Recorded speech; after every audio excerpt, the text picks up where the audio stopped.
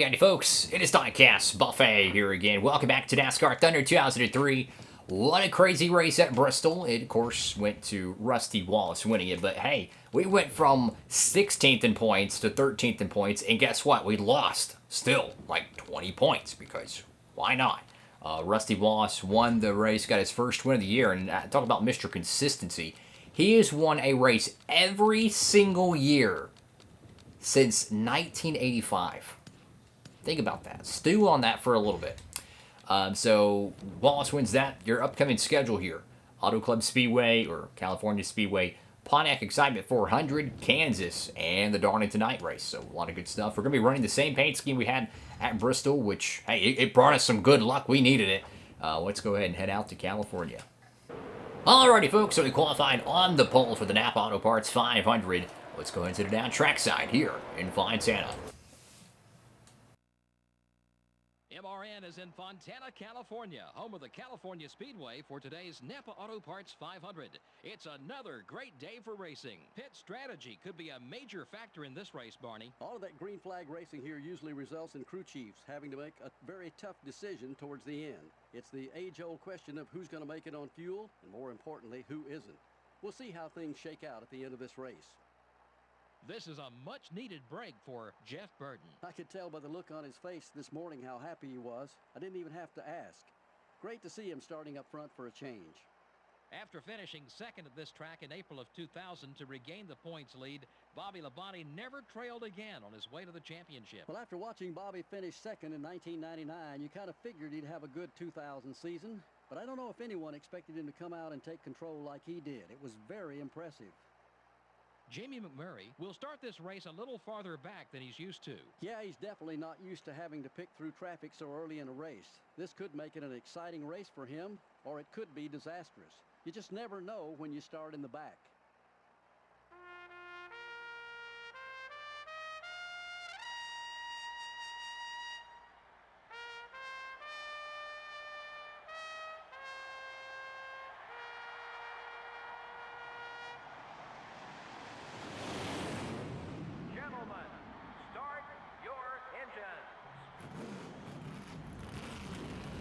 Alrighty, folks, here we go. We're on the pole, and check out that Dodge on the outside. Who drives that? The 109 car. That's pretty cool. So, you want to know something really, really crazy that I heard the other day?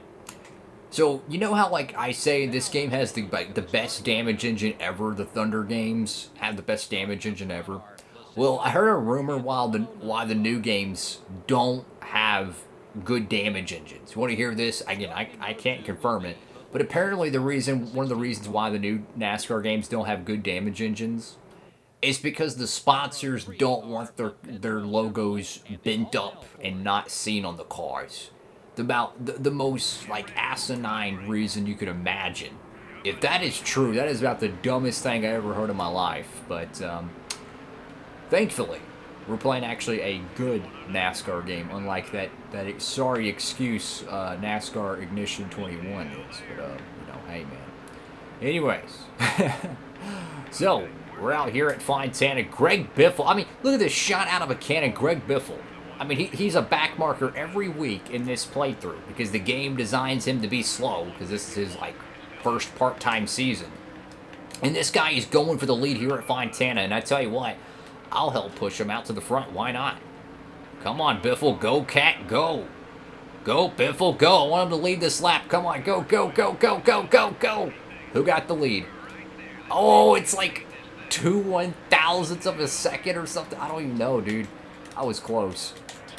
I'm going to try to help Biffle here, man. I know that 12 car is probably going to go the outside and leave them all, but... So we got on the pole. But I feel like our car is not as good as it was in Q-Trim.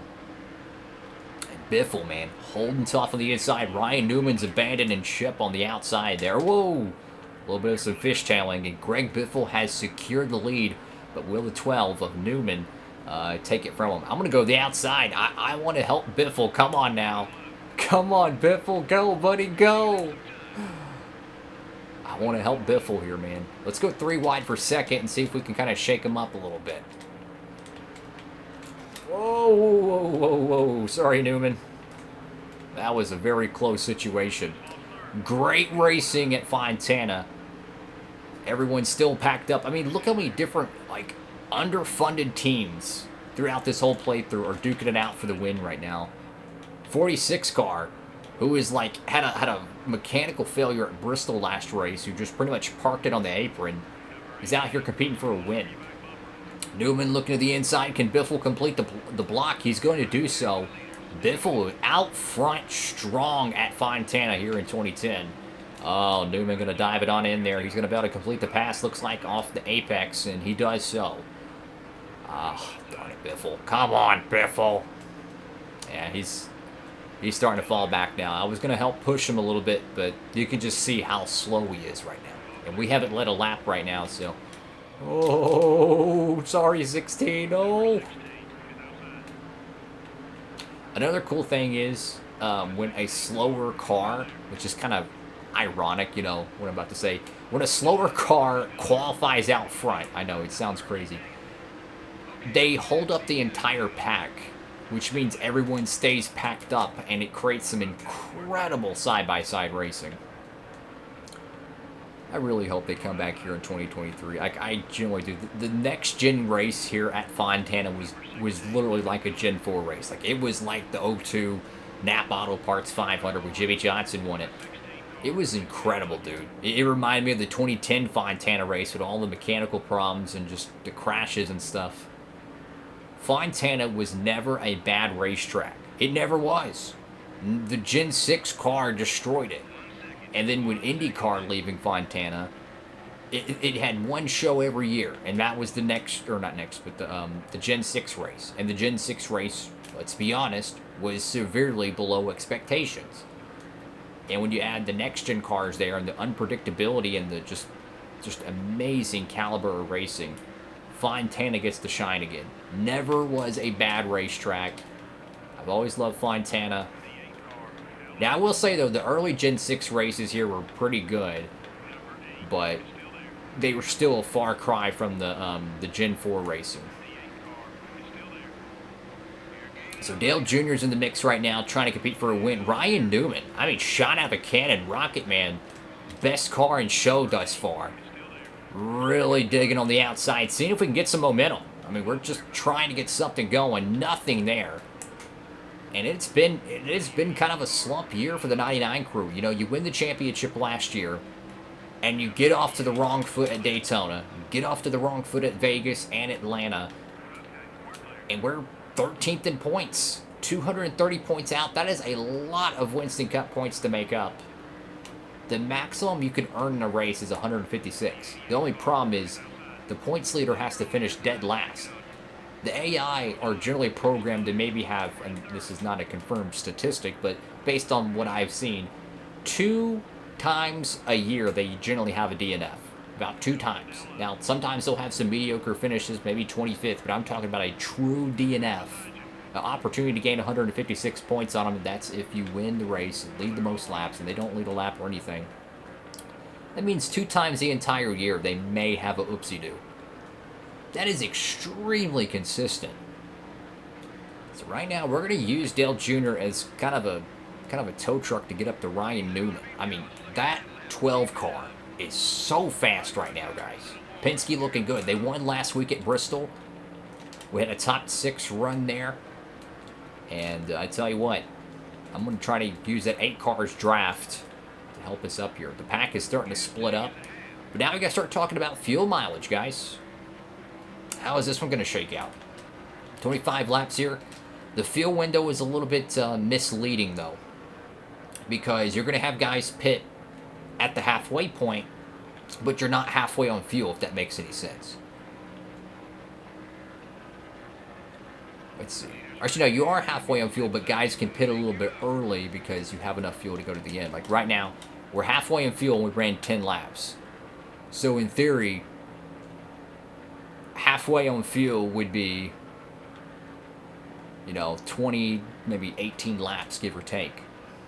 So technically you could pit, hypothetically, on lap 7 and perhaps have enough to get to the end. So my point being is that when people are pitting, it's not so much just, hey, let's just pit at the halfway point to do so. It's more or less, hey, how early can you pit and how valuable is tires?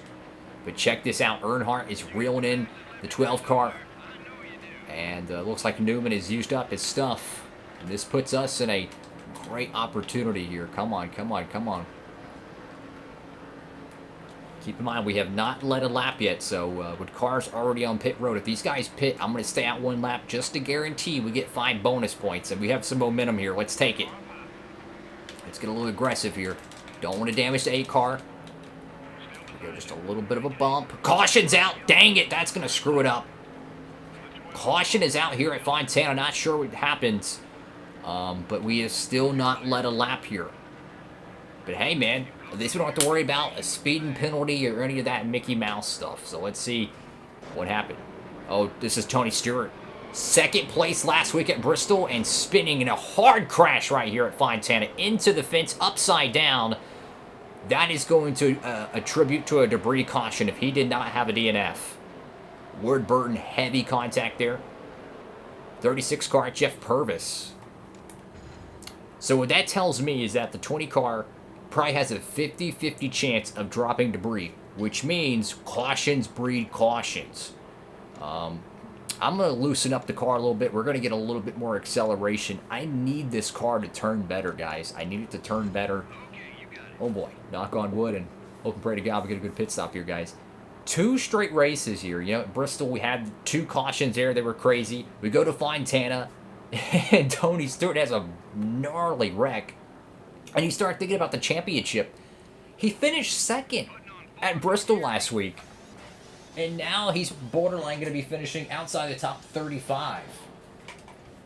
So that's going to change the point standings completely. Got to get a drink of water here and give me a sip of coffee. But just imagine if he has any debris. And there were some cars that did pit early, so while they have track position right now, as the run goes on, their tires are going to evaporate. But the one guy I think could win this race, even with older tires, is Mr. DuPont 24 car. He didn't have a good run at Bristol. He got burned by a bad caution, and a terrible restart for us. We did make some adjustments to the car, though, so we didn't just, you know, be stagnant on pit road. We did make a progressive change, and hopefully that's going to allow our car to hook the corners better. So when about 5 laps to go, barring any cautions, no cautions at all, we should be significantly faster than the cars ahead of us. So like I expect we can get around, you know, the blue car on the outside and the 63 here, maybe Sterling Marlin and possibly Johnson, but I just think that 24, if he gets away, good luck catching him. Because one awesome aspect about the older NASCAR games is that you're not the only car on pit road improving your speed. The AI, now I can't confirm this. Oh, his Junior makes a bold move right there. But I have noticed, you'll see a car come down pit road, one of the AI, and they'll be running maybe 10th, and then they pit. And then on the second run, they're like 2/10, maybe 3/10 faster a lap. So the AI, I have to believe that they actually adjust their race cars throughout the race. So when they come down pit road, they're actually adjusting their cars as well. They're making them faster. So you have to keep up with the competition. And that's why these NASCAR games from the 2000s are just, they're light years, bro, of anything we get made nowadays. That's why you see the cool guys like, you know, like What If Racing, playing the older NASCAR games, because these were the greatest NASCAR games made ever. And they'll never make another one like it. I truly don't think they ever will. It's stupid because it's so easy to do. The fan, it doesn't take much time to ask a fan what they want in a NASCAR game. The blueprint is there. They just won't do it. And you wonder why no one plays the newer NASCAR games much anymore. It's because, guess what? They don't make any good ones. I haven't bought a NASCAR game in probably since 2018. I think it was Heat 3 was the last NASCAR game I bought. I gave up on it. That was during the Heat era. I gave up on it. I gave up on it then. And then I see NASCAR Ignition, and I'm like, oh my goodness. So check this out. Jeff Gordon and company are gone right now. And we're mired back here in 5th. And these guys are getting away. I'm going to have to push the car more and more. That was a really sweeping corner exit. That's a beautiful paint scheme of that 2 car right there, guys. Just trying to find some sort of a pathway here to get to the front. I want to win this race. Sorry, Rusty.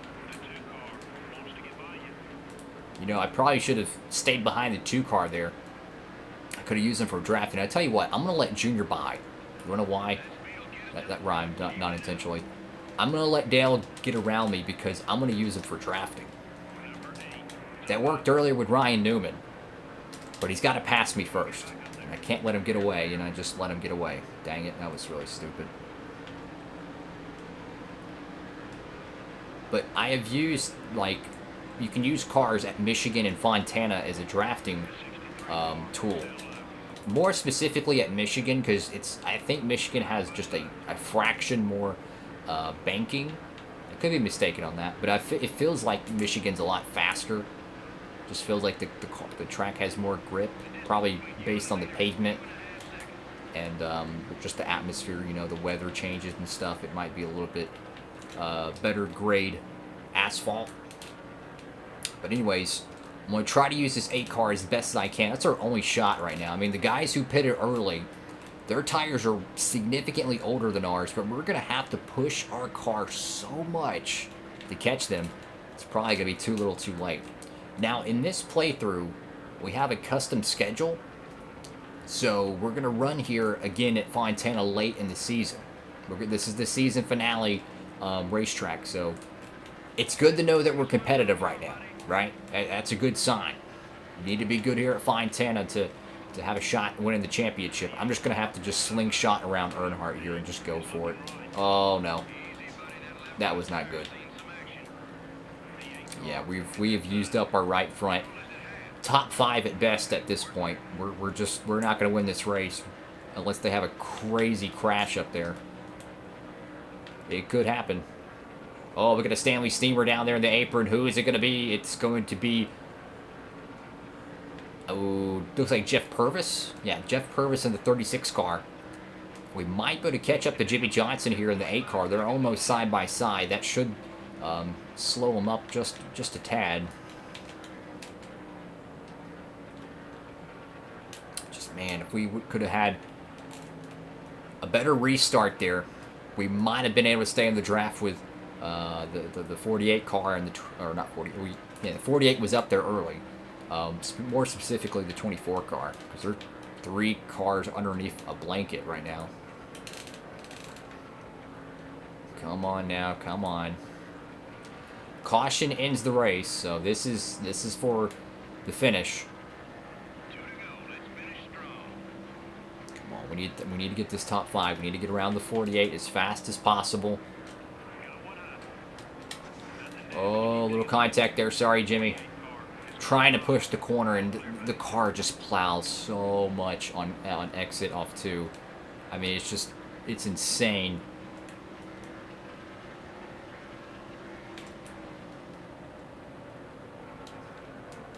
Come on now. Yeah, the best we can do is this top 5, but hey, I'll take it. It's a good points day, especially with Tony Stewart having a really, really bad accident in the race. That gives us a great opportunity in points. He's probably going to finish somewhere in the top 30. I would suggest maybe 29th, which isn't too bad, but it's not going to be anything good for him in terms of championship hopes. Meanwhile, we got a pretty heated battle for the win, though. I don't know who's out front. Now we do. It's Gordon. We have Marlon and Dale Jarrett still in the mixture.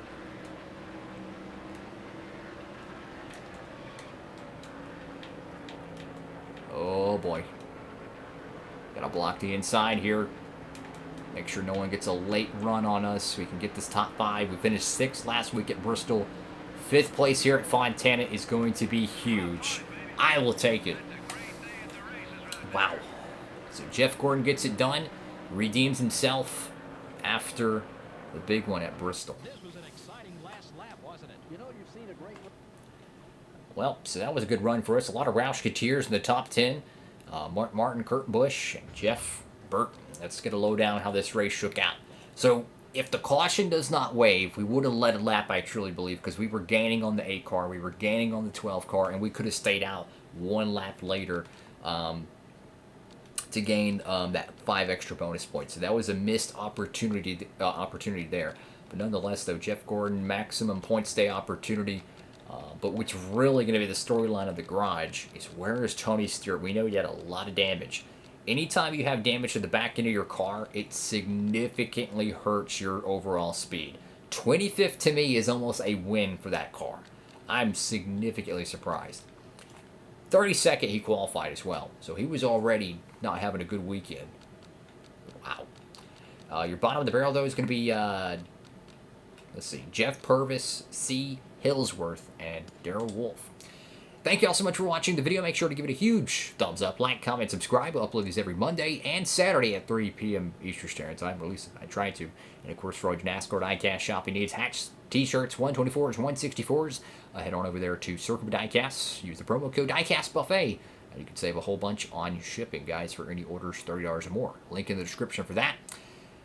On to the next one, guys. Thank you all again for watching. Have a great one. Diecastbuffet signing off.